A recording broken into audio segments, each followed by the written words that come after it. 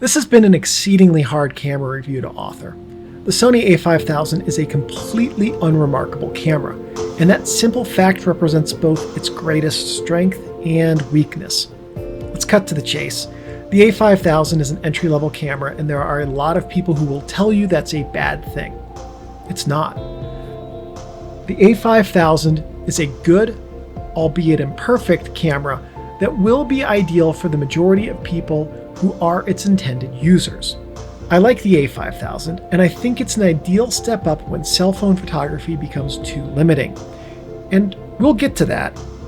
But first, let's do a quick rundown on the camera's major pluses and minuses so that if this is a camera you're looking at, you know what to expect.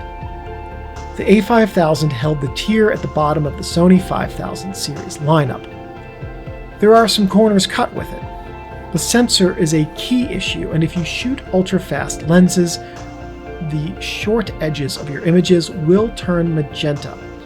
That effect, by the way, is based on the lens and is not uniform across all fast lenses. In fact, the Funleader 18mm f8, hardly a fast lens, has that same effect. But unless you plan to use this camera with aftermarket ultra-fast lenses like the KamLan 50mm f1.1 or the 7 Artisans 35mm f1.2 or even the Meike 50mm f1.7, quite surprisingly, you aren't going to have that pink magenta tinge issue. The kit's 16 to 50mm lens that this camera included certainly delivered no magenta tinting on any images.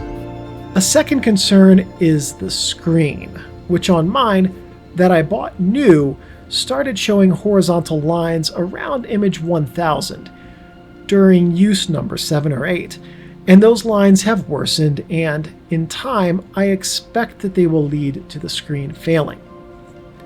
Those points acknowledged. Let's talk about why this is a fantastic camera. It's light and it's small. In fact, I think it might be the second lightest and smallest interchangeable lens camera after the Pentax Auto 110 that I've ever used. With the Funleader lens on it, it's not much larger than a cell phone. With the kit's 16 to 50mm lens, it can fit in most pockets or purses. It's not a camera for which you would even need a strap, certainly nothing more than a wrist strap most of the time.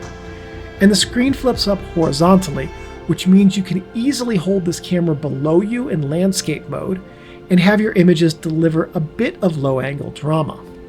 The sensor delivers consistently good colors and much saturation. The RAW files are readily editable in post with a good amount of editing and image recovery capacity. So if you want a camera that you can grow into RAW editing with, this is a good choice. The A5000 has all the key features that you will need. It's a good camera, and I like carrying it around with me because it's easy to use, fun to use, and tiny. I picked up my A5000 open box at a discount, unused and in great condition. As I've used it to take photos for this video, well, it's gotten wear and use, and it's built up some character. And one thing I've found about this camera time and again, it's ideal for carrying. If you're looking for a camera to graduate to when cell phones become limiting, look here, or at least look at this tier of Sony cameras. This camera can do everything you need it to, and the flexibility of interchangeable lenses and the far larger sensor size than a cell phone provides means that this camera will be for the cell phone convert, a familiar and substantially improved experience. For image quality, the sensor does hit somewhat above its belt in most situations, and for a camera that even an unskilled magician could palm easily, that's impressive. It does not take 4K video, only 1080p, but that's a trade-off for what likely stems from the lower spec onboard computer and reduced heat dispersion capabilities. And you know what? That's fine. This camera is really good at stills, and if you're interested in this camera, it should be an interest primarily geared toward still imagery anyway. And yes, it's super light, and yes, that weight comes at a price. The camera is not as well made as others in the lineup, though that said, it's fallen out of my pocket on hikes 3 or 4 times, once rolling ahead of me down a path 5 or 6 feet or so. but none of those drops affected it. So the camera feels very light, and it feels a bit plasticky, but it takes abuse like a punch-drunk pugilist.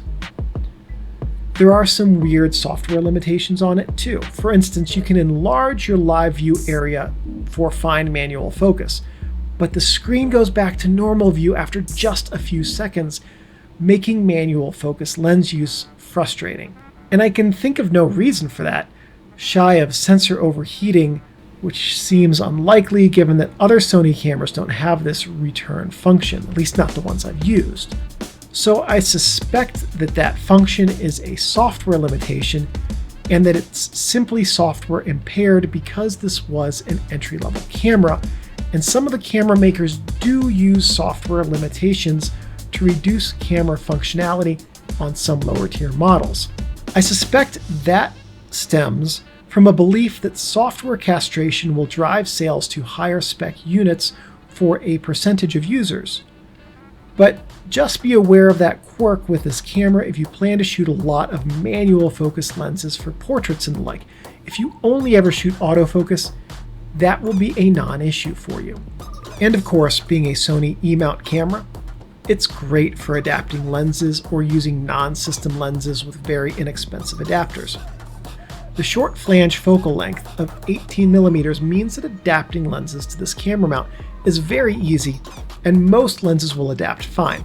The one exception I've found so far being invasive fisheye lenses, which have too large of a rear projection to mount on this camera because of the plastic piece around the sensor.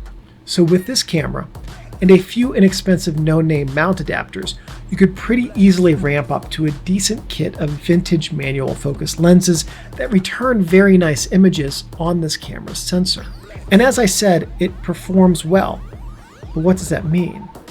The sensor on this camera has very good color saturation, excellent sharpness, and the software behind it that writes the images gives you substantial amounts of raw editing capacity, such that exposure errors can generally be forgiven within reason. Ultimately, I think that the best thing I can say about the A5000 is this: it can do whatever you need it to do it generally well, and do so in a light and small body that's nice to carry around. I like shooting the A5000. I like taking it with me and seeing what I can make it do. It's a fun camera. It's designed for the user. It can take any kind of photo you want it to take.